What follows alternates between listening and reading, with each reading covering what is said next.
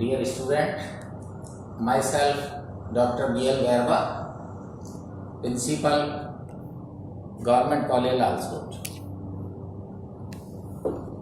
प्रिय विद्यार्थियों, आज अपन व्यावसायिक प्रशासन विभाग बीकॉम पार्ट 3 के फर्स्ट पेपर क्रियात्मक प्रबंधन के अंतर्गत क्रियात्मक प्रबंध के क्षेत्रों का अध्ययन करेंगे। क्रियात्मक प्रबंध के क्षेत्रों का जहां तक सवाल है, प्रबंध के क्रियाओं के आधार पर उनका विशिष्टीकरण कर उन्हें प्रबंध की एक अलग शाखा का नाम दे दिया गया और ये जो विशिष्टीकरण किया गया वो व्यावसायिक संस्था में किए जाने वाली क्रियाओं के आधार पर किया गया। यदि इसी क्रम में हम देखें तो प्रारंभिक समय में व्यावसायिक उपक्रम की क्रियाएं सीमित हुआ करती थी। ऐसी दशा में उस वक्त क्रियात्मक प्रबंध के जो क्षेत्र थे वो सीमित थे। जैसा कि अपन देखें, हेनरी फ्योल, जिन्हें कि व्यावसायिक आधुनिक प्रबंध का पिता कहा जाता है, उन्होंने श्रम ने क्रियात्मक प्रबंध को उपक्रम की क्रियाओं के आधार पर 6 भागों में बांटा है। 6 भागों में सबसे पहले उन्होंने बताया तकनीकी कार्य, वाणिज्यिक कार्य, वित्तीय कार्य, सुरक्षा कार्य, लेखांकन कार्य एवं प्रशासकीय कार्य। प्रिय विद्यार्थियों, यदि हम देखें तो जो छठा कार्य उन्होंने बताया प्रशासकीय कार्य, ये कार्य असल में सामान्य प्रबंध का है, अतः ये क्रियात्मक प्रबंध के क्षेत्र में शामिल नहीं होता है। बाकी जो 5 अन्य कार्य हैं वो क्रियात्मक प्रबंध के क्षेत्र में शामिल हैं। और आगे हम यदि देखें तो उर्विक और शेल्डन ने भी व्यवसाय की क्रियाओं को 5 भागों में बांटा है। उन्होंने भी अपने हिसाब से विक्रय कार्य, उत्पादन कार्य, सेवी वर्गीय कार्य, वित्त कार्य, मानक जिसको स्टैंडर्ड्स उन्होंने कहा है, परिमाण एवं अभिलेख कार्य में विभाजित किया है। समय के साथ इन क्रियात्मक क्षेत्र की संख्या और नामकरण में भी परिवर्तन हुआ है। वर्तमान में प्रबंध के क्रियात्मक क्षेत्रों को हम सामान्य रूप से 2 भागों में बांटते हैं। सबसे पहला भाग है क्रियात्मक प्रबंध का व्यावसायिक क्षेत्र और दूसरा है क्रियात्मक प्रबंध का गैर व्यावसायिक क्षेत्र। क्योंकि जैसा कि आप जानते हो कि प्रबंध केवल व्यावसायिक संस्थाओं का ही प्रबंध नहीं है, अपितु जो गैर व्यावसायिक संस्थाएं हैं, चाहे वो सामाजिक ऑर्गेनाइजेशन है या आपके कोई एजुकेशनल ऑर्गेनाइजेशन है या कोई रिलीजियस ऑर्गेनाइजेशन है, उन सभी का भी प्रबंध जो है प्रबंध के सिद्धांत और कार्यों के आधार पर किया जाता है। तो सबसे पहले हम देखेंगे कि जो प्रबंध के क्रियात्मक प्रबंध के गैर व्यावसायिक जो क्षेत्र हैं वो कौन कौन से हैं। तो गैर व्यावसायिक क्षेत्रों में सबसे पहला जो कार्य है वो है उत्पादन प्रबंधन, प्रोडक्शन मैनेजमेंट। ये प्रबंध का सबसे महत्वपूर्ण कार्य है। उत्पादन प्रबंध के अंतर्गत हम कच्चे माल को पक्के माल में परिवर्तन करने की प्रक्रिया को शामिल करते हैं। अर्थात उत्पादन प्रबंध ही प्रबंध का क्रियात्मक प्रबंध का वो क्षेत्र है जो समाज को रूप उपयोगिता प्रदान करता है। जैसा कि आप देखते हैं कि जो चीनी बनाने वाली जो मिलें हैं, जो फैक्ट्रियां हैं, वो रॉ मटेरियल के रूप में गन्ना काम में लेती है, गन्ने से रस निकालती है और उसका रूप परिवर्तन करके उसको चीनी बना देती है, जो कि समाज के लिए चीनी के रूप में उपयोग में लाया जाता है। तो उत्पादन प्रबंध क्रियात्मक प्रबंध का सबसे महत्वपूर्ण कार्य है। सामान्यतः उत्पादन प्रबंध के अंतर्गत हम उत्पाद का नियोजन, उसका नियंत्रण संयंत्र विन्यास, सुविधाओं का स्थान निर्धारण आदि प्रमुख कार्यों को शामिल करते हैं। दूसरा जो कार्य आता है वो है विपणन प्रबंध। विपणन प्रबंध भी क्रियात्मक प्रबंध का एक महत्वपूर्ण कार्य है। प्राचीन काल में विपणन से आशय सामान्यतः क्रय विक्रय से लिया जाता था, लेकिन धीरे धीरे इसकी परिभाषाओं में काफी परिवर्तन हुआ। वर्तमान में यह माना जाता है कि विपणन का जो कार्य है वो किसी माल को बेचना ही नहीं है या बेचने से ही शुरू नहीं होता है, बल्कि विपणन का कार्य तो तभी शुरू हो जाता, उत्पादन से पहले शुरू हो जाता है और उत्पादन के बाद तक चलता है। यानी उत्पादन से पहले हम समाज की आवश्यकताओं का पता लगाते हैं, उनको किस तरह की वस्तुओं की आवश्यकता है, क्या वस्तुएं उन्हें चाहिए, उस आधार पर हम उस वस्तु की योजना बनाते हैं निर्माण की, और उसका निर्माण कर हम समाज को प्रदान करते हैं। समाज को देने के बाद भी हमें ये देखना होता है कि उस वस्तु से समाज को कितनी संतुष्टि मिली है। तो आप देखते हैं कि इस प्रकार विपणन का जो काम है वो उत्पादन से पहले ही शुरू हो रहा है और उत्पादन के बाद तक चल रहा है। सामान्यतः जो विपणन का कार्य है विपणन प्रबंध का, उसमें हम विपणन नियोजन एवं पूर्वानुमान, विपणन अनुसंधान जो आज बहुत ही महत्वपूर्ण हो गया है, जिसे हम मार्केटिंग रिसर्च के नाम से जानते हैं, उत्पाद नियोजन एवं विकास, बाजार विभक्तिकरण, कीमत निर्धारण, वितरण, गोदाम, विज्ञापन आदि कार्यों को, यहाँ तक कि विक्रय संवर्धन और विज्ञापन आदि को भी हम इसमें शामिल करते हैं। तीसरा कार्य है सामग्री या क्रय प्रबंध। जैसा कि आप जानते हो कि उत्पादन करने के लिए हमें रॉ मटेरियल की आवश्यकता होती है, हमें इक्विपमेंट्स की आवश्यकता होती है, और ये इक्विपमेंट्स और जो रॉ मटेरियल है वो हमें खरीदना होता है।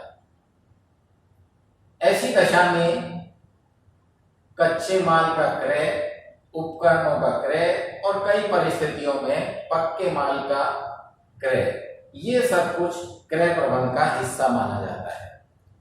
सामान्यतः क्रय प्रबंध के अंतर्गत 3 कार्य किए जाते हैं। सबसे पहला काम होता है प्रोक्योरमेंट, अधिप्राप्ति। दूसरा काम होता है संग्रहण, और तीसरा किस्म नियंत्रण, जिसे हम क्वालिटी कंट्रोल के नाम से जानते हैं। तो सबसे पहले हम वस्तुओं को की अधिप्राप्ति करते हैं, फिर उनका संग्रहण करते हैं, और फिर उनका किस्म नियंत्रण का कार्य किया जाता है, सामग्री नियंत्रण का काम किया जाता है। चौथा कार्य है वित्तीय, चौथा जो क्षेत्र है क्रियात्मक प्रबंध का, वो है वित्तीय प्रबंध। जैसा कि आप जानते हो कि वित्त किसी भी व्यवसाय की धुरी होती है। वित्त के बिना व्यवसाय में कुछ भी करना संभव नहीं होता है। ऐसी दशा में इसे किसी भी व्यवसाय का अगर हम जीवन तत्व कहें तो कोई अतिशयोक्ति नहीं होती। प्रत्येक संस्था में वित्तीय प्रबंध की भूमिका अत्यंत महत्वपूर्ण होती है। वित्तीय प्रबंध के अंतर्गत हम सामान्यतः वित्तीय कार्यों का नियोजन करना, संगठन करना, निर्देशन करना और नियंत्रण का कार्य करना शामिल करते हैं। और इसी के तहत सामान्यतः जो है जो कार्य वित्तीय प्रबंधक द्वारा किए जाते हैं उनमें वित्तीय आवश्यकताओं का पूर्वानुमान करना, नियोजन करना, दीर्घकालीन और अल्पकालीन पूंजी की आवश्यकताओं का निर्धारण करना, पूंजी संरचना का निर्धारण करना, अर्थात हमारा जो कैपिटल स्ट्रक्चर है वो किस तरह का रहेगा, अंश पूंजी रहेगी या ऋण पूंजी रहेगी, या उनके अनुपात का निर्धारण भी इसके अंतर्गत आता है। पूंजी के स्रोतों का निर्धारण, किन सोर्सों से हम जो है पूंजी की व्यवस्था करेंगे, वो भी इसी के अंतर्गत शामिल होता है। पूंजी लागतों का निर्धारण एवं नियंत्रण, उनकी जो कॉस्ट है कैपिटल को कलेक्ट करने की या कैपिटल को हासिल करने की, उस कॉस्ट को का निर्धारण भी हम वित्तीय प्रबंध के अंतर्गत शामिल करते हैं। और जैसे बजट तैयार करना, ये सारा वित्तीय प्रबंध का हिस्सा होता है। पांचवा महत्वपूर्ण कार्य है क्रियात्मक प्रबंध का क्षेत्र है सेवी वर्गीय प्रबंध, जिससे कि पर्सनल मैनेजमेंट और आधुनिक समय में इसे ह्यूमन रिसोर्स मैनेजमेंट के नाम से, यानी मानव संसाधन प्रबंध, कहने का आशय है कि मानव का प्रबंध या कार्मिकों का प्रबंध जो है वो सेवी वर्गीय प्रबंध माना जाता है। सेवी वर्गीय प्रबंध के अंतर्गत सेवी वर्गीय कार्यों का नियोजन करना, संगठन करना, निर्देशन करना और नियंत्रण करने का कार्य इसके अंतर्गत शामिल किया जाता है। सेवी वर्गीय प्रबंध में यदि हम बहुत संक्षेप में यदि कहें तो कार्मिकों की भर्ती से लेकर उनकी सेवानिवृत्ति तक के सभी कार्य इसके अंतर्गत शामिल किए जाते हैं। जैसे मानव शक्ति का नियोजन करना, जॉब एनालिसिस करना, जॉब इवैल्यूएशन करना, जॉब एनरिचमेंट करना, भर्ती, चयन, साक्षात्कार आदि की विधियों का तय करना, प्रशिक्षण की व्यवस्था करना, प्रशिक्षण की विधियों का निर्धारण करना, मानव संसाधन का विकास करना, पदोन्नति, पदावनति, सेवानिवृत्ति, सेवा मुक्ति, ये सभी जो है वो सेवी वर्गीय प्रबंध के अंतर्गत शामिल किए जाते हैं। नेक्स्ट क्रियात्मक प्रबंध का जो क्षेत्र है वो है शोध एवं विकास प्रबंध, रिसर्च एंड डेवलपमेंट मैनेजमेंट। शोध एवं विकास प्रबंध के अंतर्गत हम रिसर्च का कार्य करते हैं, डेवलपमेंट का कार्य करते हैं। सामान्यतः इसके अंतर्गत जैसे उत्पाद के संबंध में रिसर्च करना, उत्पाद का विकास करना, या बाजारों के संबंध में शोध करना, जैसे मार्केटिंग रिसर्च वगैरह, तो प्रोडक्शन रिसर्च है, प्रोडक्शन डेवलपमेंट है, मार्केटिंग रिसर्च है, वो कार्य इसके अंतर्गत शामिल किए जाते हैं। तो सामान्यतः शोध एवं विकास के अंतर्गत शोध एवं विकास से संबंधित कार्यों का नियोजन करना, संगठन करना, निर्देशन करना एवं नियंत्रण का कार्य इसके अंतर्गत आता है। यदि सार रूप में हम कहें तो विपणन शोध, उत्पाद शोध, उत्पादन एवं विधियों का सरलीकरण, उत्पाद विविधता शोध, विज्ञापन विक्रय संवर्धन शोध आदि को हम इसके अंतर्गत शामिल करते हैं। नेक्स्ट है आपके कार्यालय प्रबंधन, ऑफिस मैनेजमेंट। कार्यालय प्रबंध भी क्रियात्मक प्रबंध का एक महत्वपूर्ण क्षेत्र है। ये किसी ने ठीक कहा है इसके संबंध में कि कार्यालय का संस्था में वही स्थान है जो घड़ी में मुख्य कमानी का होता है। अतः कार्यालय प्रबंध संस्था के संपूर्ण प्रबंध के लिए प्राथमिक अनिवार्यता है, क्योंकि अपन कहते हैं कि ऑफिस नहीं है तो कुछ भी नहीं है। तो ये जो है एक तरह से किसी भी संस्था की कमानी होती है। कार्यालय प्रबंध एक और संस्था के लिए आवश्यक सूचना एकत्र करता है, व्यवस्थित करता है, उनके अभिलेख रखता है, दूसरी ओर मांगने पर सभी विभागों को उपलब्ध भी कराता है। कार्यालय संबंधी कार्यों का नियोजन करना, संगठन करना, निर्देशन करना और नियंत्रण करना कार्यालय प्रबंध के अंतर्गत शामिल किए जाते हैं। विशेष रूप से जो कार्यालय प्रबंधक है वो जो काम करता है, जैसे कार्यालय के स्थान का चयन करना, कार्यालय की स्थापना करना, कार्यालय अभिन्यास का निर्माण और सुसज्जा कार्य, आंतरिक संचार व्यवस्था, बाह्य संचार व्यवस्था, कार्यालय स्टेशनरी, लेटर हेड, पत्र, प्रतिवेदन आदि आदेश आदि के प्रारूप तैयार करना, ये सब इसमें शामिल किए जाते हैं। नेक्स्ट है आपके परिवहन प्रबंध, ट्रांसपोर्ट मैनेजमेंट। ट्रांसपोर्ट मैनेजमेंट जो है वो भी क्रियात्मक प्रबंध का एक महत्वपूर्ण क्षेत्र है। परिवहन प्रबंध संस्था के प्रबंध का वह भाग है जो माल, सामग्री, कर्मचारियों आदि को परिवहन संबंधी कार्यों का नियोजन, संगठन, निर्देशन एवं नियंत्रण का कार्य करता है।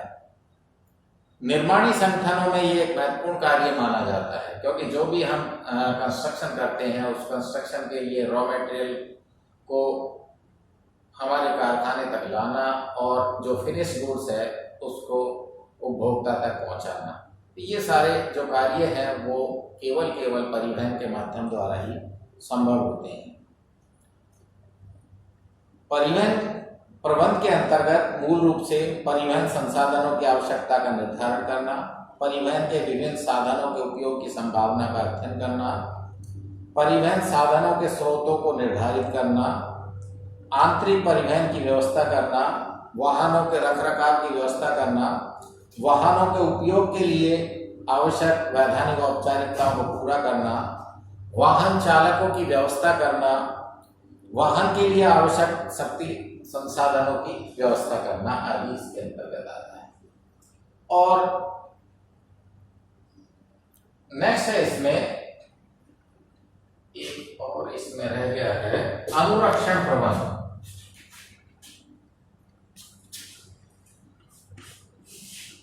अनुरक्षण प्रबंध जिसे मेंटेनेंस मैनेजमेंट भी कहा जाता है। अनुरक्षण प्रबंध मेंटेनेंस मैनेजमेंट, जैसा कि इसके नाम से स्पष्ट है कि ये इसके अंतर्गत कार्यालय में प्रयुक्त होने वाले सभी उपकरणों का रखरखाव, कार्यालय की संपत्तियों का रखरखाव, ये सब कुछ इसके अंतर्गत आता है।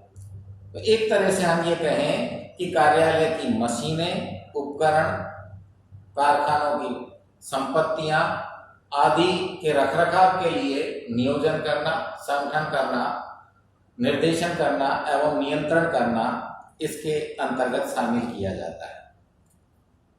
प्रमुख रूप से इस विभाग के अंतर्गत आवश्यक मानव संसाधनों की व्यवस्था करना, जिसमें मैकेनिक, विद्युत कर्मी, पेंटर, खाती, कारीगर, बेलदार, संपत्तियों की मरम्मत, रखरखाव, पुनर्स्थापना, अनुरक्षण, संस्थापन कार्य में कुशलता के लिए आवश्यक आधुनिक यंत्रों की व्यवस्था करना, नए यंत्रों एवं उपकरणों के अनुरक्षण के लिए कर्मचारियों के प्रशिक्षण की व्यवस्था करना, और अंतिम जो है जिसे हमने नंबर 9 दे दिया है अन्य क्षेत्र, इसे हम 10वें नंबर पर रखें। 9वां अनुरक्षण प्रबंध हमारा हो जाता है।